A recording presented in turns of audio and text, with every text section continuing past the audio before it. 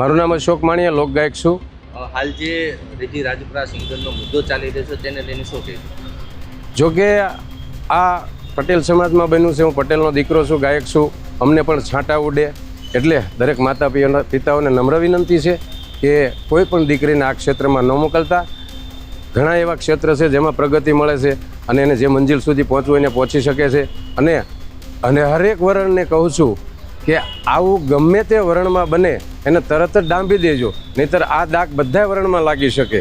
એટલે દરેકને નમ્ર વિનંતી છે કે જ્યાં આવો બનાવ બને ત્યાં હરેક સમાજ એક થઈ અને આને દબી દેજો.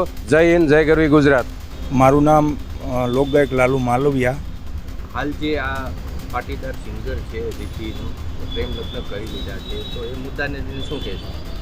એ મુદ્દાને લઈને તો મારું કહેવાનું એવું છે કે અમારે પાટીદાર સમાજના જેટલા પણ કલાકારો છે આવા એકવાર બનાવ નથી બન્યો. આની પહેલાં પણ બનાવ બન્યો હતો.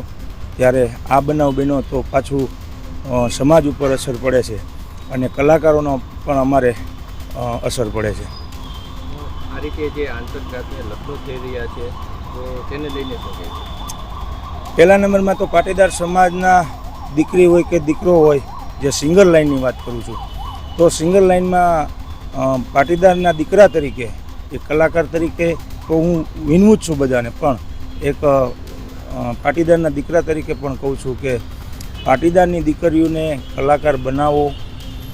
જો કે આ તો ગાંધર્વ ઇન્દ્રલોકથી જ ગાંધર્વ જ્ઞાતિ કહેવાય અમારી, પણ સમાજમાં દીકરીઓને કલાકાર ન બનાવો એવી એક મારી પાટીદારના દીકરા તરીકે અને એક સિંગર તરીકે વિનંતી છે.